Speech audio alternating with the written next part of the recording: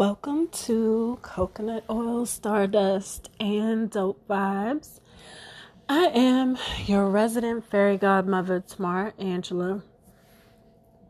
And this is just an additional episode. I've been doing the Sunday moments every Sunday.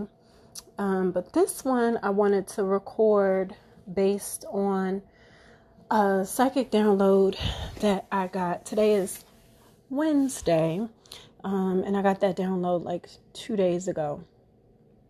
And typically what'll kind of happen is when that happens, I will maybe post about it, or I'll sit with it and ask for guidance about like where that information goes. Who's supposed to receive this info? Was this something that sometimes I get things that are specifically made for a group of people. Sometimes I get things that are for general population, and sometimes I get things for very specific people. And lots of times things for myself. So I wanted to just kind of sit with this one because more and more as gifts expand, which happens for everyone, more and more as gifts expand, I'm learning to just sit with what I'm given for a moment, let it marinate a little, and then ask for the direction. Because a lot of times you get the info, but you're like, where am I supposed to put this? What am I supposed to do with this? And it can feel very overwhelming if you don't more immediately receive the answer on what you're supposed to do with it. So what I did was, so it's like Monday. Typically I have a little routine in the morning during the week. I get the kids off on the bus. I heat up some tea. I like something hot to drink in the morning. Either I drink warm water with honey, or I drink tea with honey first thing in the morning. It's just revitalizing. I drink that after I have like a bottle of water. And then I'll go do a little Bible study through the Bible app, or some type of focused study. I may read some passages that have to do with Zen meditation and Reiki. I may listen to something, but I do something first thing in the morning, kind of after I get the kids on the bus, where I can center myself, and it's not based in checking emails or anything that's based in the agenda for the moment. That allows me to just have some quiet time. And usually I do that. It's like I give myself like 40 minutes for that. It's like the last kid is on the bus at like 7:15. So that's the space that I'm in between that time and 8 o'clock. Like a lot of times my dad kind of calls during that time. Like closer to 8 o'clock, but I kind of try to push and not take any phone calls in between that time. It's the first time for the morning it's been quiet. I have like my prayer candle lit. I may have lit some incense before the kids left the house, but it's generally a super kind of quiet, centering time. During that time, I may also be doing like meditation. Sometimes I literally just sit there and do nothing. I don't move. I just like kind of sit quietly. Those of you who have kids, especially more than one, to get on the school bus in the morning, that can be a lot of work. Just different personalities, getting breakfast done, getting into your routine, getting up out the bed in the morning, putting your feet on the ground to ground yourself. Like all of that And sometimes we get up out of bed and we're like straight on autopilot. The other thing I try to do, and it's kind of an hour later after I've already been up. It's like the first alarm goes off at 6, but my eyes kind of fly open 4:30. 4 o'clock, 4:30. I sit up by myself, do a little prayer, try to go back to sleep until it's time to get up. Just try to rest myself, but I've already kind of been up. So I've ideally just been mind turning, been up during the day.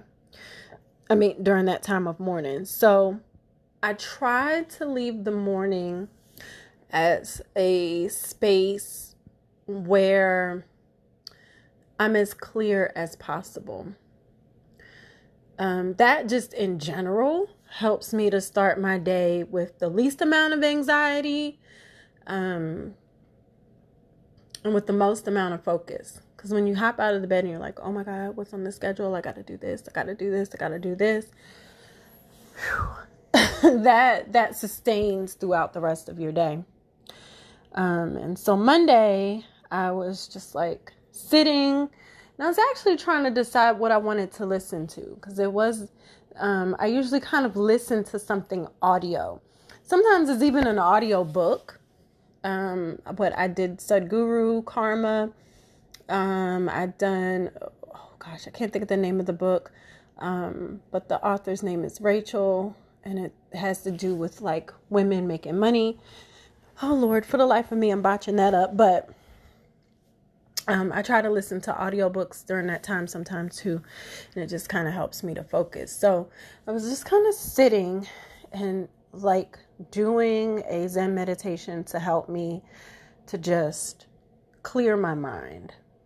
Because I felt a little fuzzy when I woke up. It was hard for me to recall my dreams, but I knew I had some. So I was also kind of in that state where I was like, let me try to recall my dream state and see if that helps. And so I'm kind of sipping my tea, and I hear very loudly, spirituality will no longer be fashionable. And it was just as clear as the sound of my voice now, me talking. Spirituality will no longer be fashionable. There was a piece that kind of came at the end of that, that in summary talked about how this is a overall pivot for humanity, how things are going to have to change. And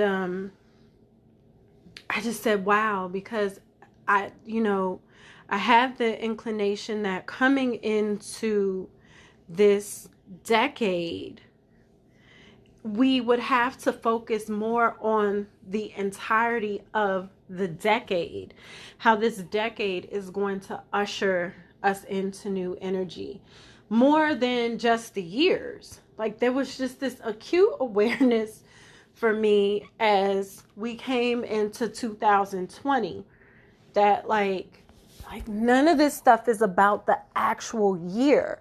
Most of this stuff that we're enduring, that we're experiencing, it's about how we propel through this decade. Now, if you've listened to the podcast before, there was an episode called Neptune Generations. If this is your first time in the podcast, I'm listening to the podcast, go back in the archives and check out the Neptune's Generation episode. And the We Are the Ancestors episode, just to give you a little, a little background info. Those were done, if I'm not mistaken, the end of 2021, sometime around this time last year. And so, I just, hearing that, I said, oh, we're finally here. We're finally here, because I'd been talking about downloads that I'd gotten for the past probably 3 years that was saying that like we're clearing out a lot of the things that don't matter, a lot of the things that aren't real, and we're coming face to face with a lot of things that make us say like, yikes, we've been doing this way, this doesn't really work, and having to foster new philosophies that are personal, both personal and individual, as well as what's good for the collective. Because everything we're doing as we move towards the age of the age of Aquarius is about collective consciousness and community, right? That's what all of this stuff is about. And so we're also in Neptune and Pisces, in that big shift. If you think back, it's like, what kinds of shifts were going on for you between 2011 and 2012, like right in that little window? Well, that's when Neptune shifted into the transit of Pisces. Lots of enlightenment, lots of us having to redo philosophies, lots of us having to really truly sit down and examine our concept of spirituality. This is where a lot of people are wanting to do away with religion, organized religion, seeing how there were things that organized religion did overall that were not helpful to society. And so we've had like a lot of uprising where that's concerned. But we are moving into the age of Neptune in Aries. Neptune is going to move into Aries in 2025. So, I mean, when we first kind of started looking at this concept, it sounded like 2025 was a long ways away. It never really was. And I want you to go back and listen to the Neptune generations, because it really, really breaks some things down for us about Neptune in these Neptune generations. But our Neptune in Aries generation is going to birth the warriors, and they are in essence linked back to the Neptune and Scorpio generation, which those were kind of our leaders who led us through, for the Americans, the civil rights movement and things like that. But this Neptune and Aries generation, kids who will be born through March 2025, pretty much through January or so of 2030, those kids will have ancestral connections to that Neptune and Scorpio generation. They're going to usher us into the age of Aquarius. They lead with action. They're very innovative spirits. They're going to ask, how can we maintain the newness and not go back to the old ways, right? So this whole Neptune and Aries transit is going to lead us into that. We're going to need to use the philosophy that the Neptune and Sagittarius generation gave us as guides. The Neptune and Aries generation, it's warrior spirit. It's like physical work that helps us to lay these new foundations. I think that's super exciting. To me, that's very exciting energy to get into, because we've done a lot of thinking. We've also done a lot of there's been a lot of activism, but there's also been a lot of posturing. It's very easy to make something look like something because we're so linked and attached to the internet. I've been doing a lot of work to try to start to transition things off of like social media, because I'm seeing the airways there get clogged. Like the channels are clogged, right? Only certain people get seen. And you have to do a lot of the same thing that other people are doing in order for you to get seen. And that's just crazy, because then you can't see the innovation.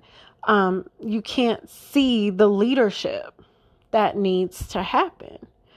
So we have new leadership that is being birthed, that is being awakened. I'm not saying that the new leadership hasn't been birthed yet.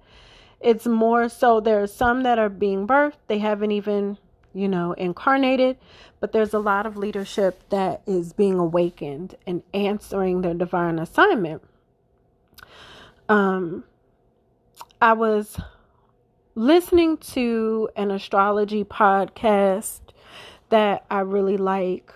I have an Android. I'm team Android, team Samsung. And so I like Google Play. And on Google Podcasts, there is a it's a podcast. It's called the Astrology Podcast. And the host, his name is Chris Brennan. Oh God, it's a deep rabbit hole for astrology lovers, astrology students. I love the way that they talk about stuff and really get intricate and break it down. So anyway, there was this episode where he had an astrologer on there, and please don't hold me to the name because I can't think of the guy's name. I'm horrible with names. But this particular astrologer had, been out for a very long time, very, well known.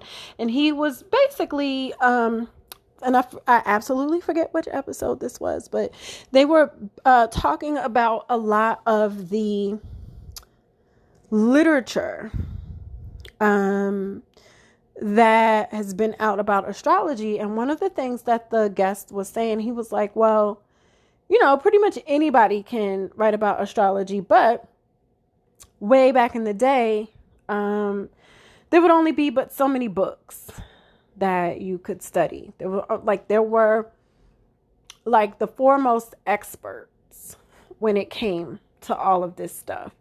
And it's like you followed those 2 or 3 people. The astrology community followed those people. And they were the experts, lots of stuff, piggybacked off of their ideas and theories. They brought some stuff forth. They birthed students of their own movements. And a lot of their movements were birthed off of things that were done from ancient times, and them just kind of bringing it forward. And he said, astrology was... it was on trend in the 60s. It was a big thing. These are things that they talked about, like it just being common language. And he said it just kind of died down after a while, but it never went away. It just kind of died down. And I remember him saying something about in the 80s and stuff, a lot of the businessmen or the millionaires and stuff like that, it was super trendy to have an astrologer on your board as a consultant or something like that. And but then you had spoofs of astrologers. So then, coming towards the 90s, you had Miss Cleo. You had folks who kind of came out like that, where it was there was a mockery of it. But then you also had your Sylvia Browns, who was a psychic and stuff like that. You had some of those folks come out in the spiritual world, in the 80s, 90s corridor, somewhere in there.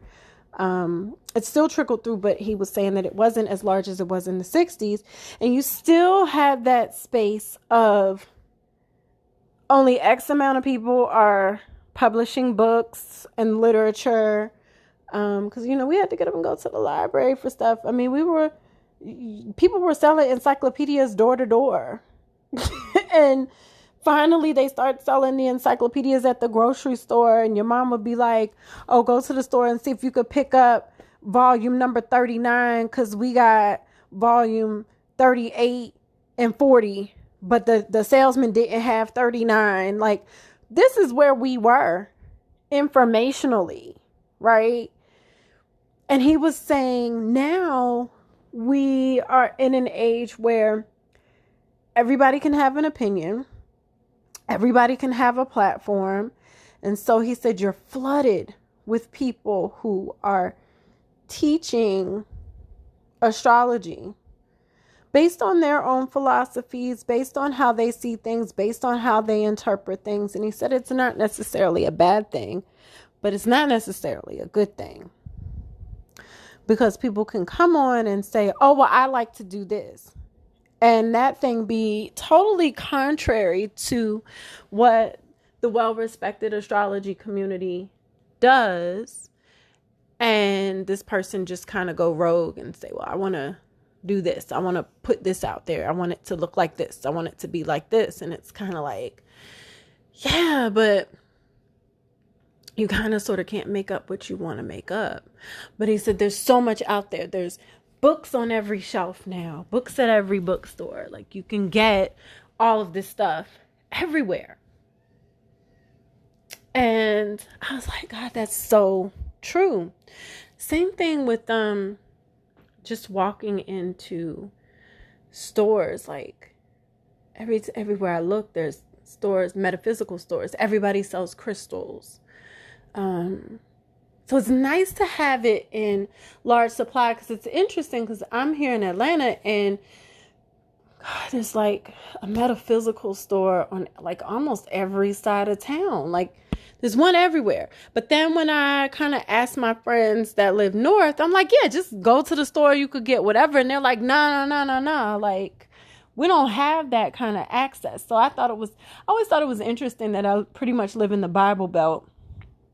And we have constant access here. And then my friends who live a little further north, they're like, yeah, no, we don't have that kind of access. So I think part of that depends on where you live. But these stores are out there.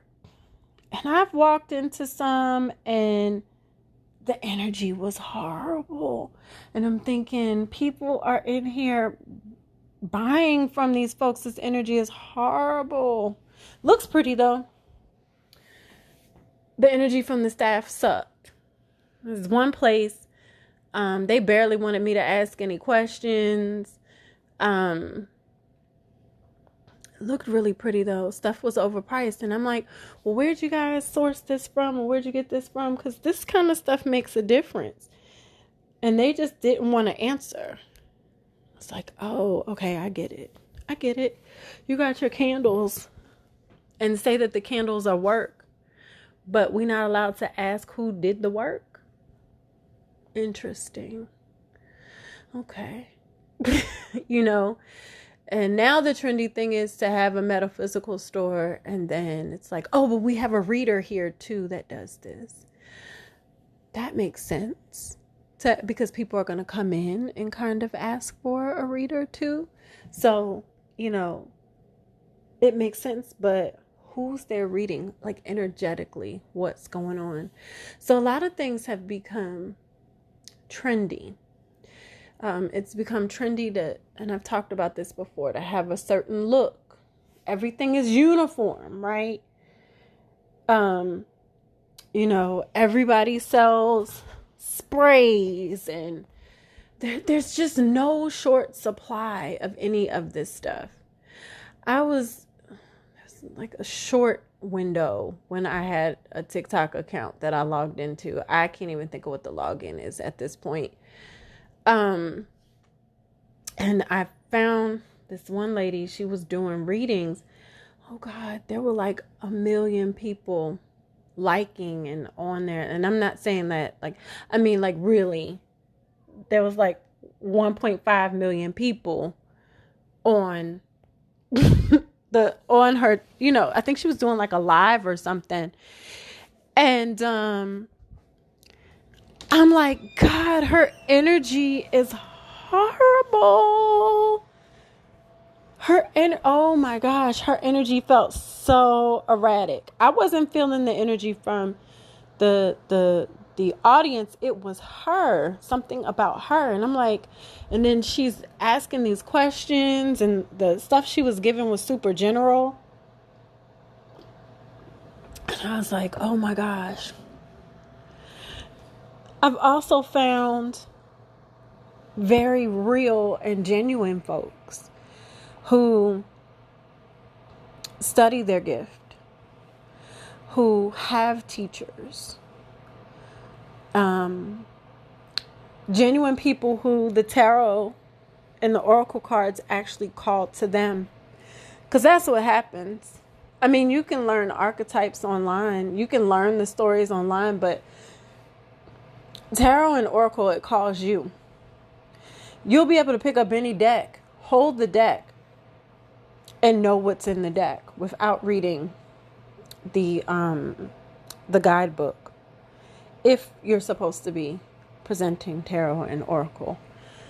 Every single person I know with that as a gift, that's how that happened. But they also study their gifts too. I think we've just been bombarded with people who found out they can make money. I mean, the candles and stuff are cute. They're really pretty. And I love pretty sparkly things. Love, love, love pretty sparkly things. But that pretty sparkly candle won't do anything without your ashe and energy behind it. I'm actually doing a session on cord cutting for energetic, like releasing energetic holds and releasing energy from relationships. And me and another practitioner, we do work for each other and stuff like that. She was like, yeah, she said, I had to tell somebody, like, you know that somebody else can't really cut that cord for you. Like, you've got to do the work for that to be cut, and you've got to do the work for your healing afterwards. I said, I know. I said, it's interesting because people are like, I just want to write their name on a bay leaf and burn it. And then they can't understand why after that there's still cravings. Well, it's because you have to do some healing after you release cords. So you don't go pick up the same person, different clothing, different job, but it's the same person. There's healing. There's work that goes with the magic. There's work. There's always a cost for magic. Always. It's the way the universal law for that works. There's always a cost for the magic. You have to do some work. You have to do some healing. And people come for readings still, and they don't like that. They don't like to hear that they have to do some type of work. Sometimes it's short-term stuff, and sometimes it's really long-term shadow work. It's like you've been operating like that for 35 years. You thought you were going to light a candle and all of that was going to go away? No, that's not how that works. So I thought it was really interesting when I received this download that said spirituality is no longer going to be fashionable. This is a huge pivot for humanity to actually get to places of substance, places that matter. This is where we're going to start to get into those soul-based relationships, soul-based conversations. You'll find that certain things that feel surface, they don't sustain you. You'll find that there's this hunger for more, and you kind of doing the things that you've been doing, it's like it's still leaving you hungry, still leaving you feeling empty. That's the thing about having the right practitioner as well. I've been to folks who are good folks, and I'm like, I still have, I don't feel all the way complete. I don't feel like I've gained everything that I need to gain. And then I've been to some people where it's like I feel full afterwards. Energy really matters. Energy really makes a difference. You should have a full circle experience. And when you're being honest with yourself, Because what happens is when I say that, now I have to give you guys the caveat. When we say we're having a full circle experience and that we feel full afterwards, that does not mean that that practitioner sat there and co-signed your BS and told you everything that you wanted to hear. That means that whether they told you truth, that means that they told you some things that were insightful. That means that they may have reiterated stuff that you already know, but you were trying to avoid. I get that a lot of times. People are like, well, I already knew that. Okay, so why aren't you doing it? Oh, you didn't tell me anything I didn't already know. Okay, so that means great. Your intuition is on point. Why are we here? Because you're not doing what your intuition told you to do, and you want to buck against it, and you wanted me to give you, to co-sign the thing that pushes against your intuition. No, that's not how that works. Now, it can work that way. There are some practitioners that will tell you exactly what you want to hear and go ahead and take your money. Nothing heals from that. Nothing grows from that space. You could have kept your money. Why do you need to have somebody? Why do you need to co-sign and have somebody else tell you what you already know you're going to do? Keep that. Just go do it. Just go do it. Don't tap into a place and say, oh, I trust you as my practitioner, and then get mad when the practitioner actually tells you, guide you to where you need to go, guide you to a space of truth, and you're like, I didn't really want to be here. That's where we have the emotional intelligence to be like, you know what, that was hard to hear again. I'm just not ready. That's where a lot of people are. It's human condition. It happens to all of us at some point. We hear something, we're like, whew, all right. Not ready to make a move, but I hear it.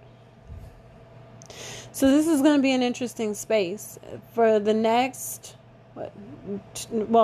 2 years or so. Because, we're damn near getting into 2023. But through 2025, this is where we're going to be. It's just going to be a huge turnover. I've already seen it start. Even earlier this year, I've seen some people who said that they're practitioners of one thing, turn over and start practicing something else.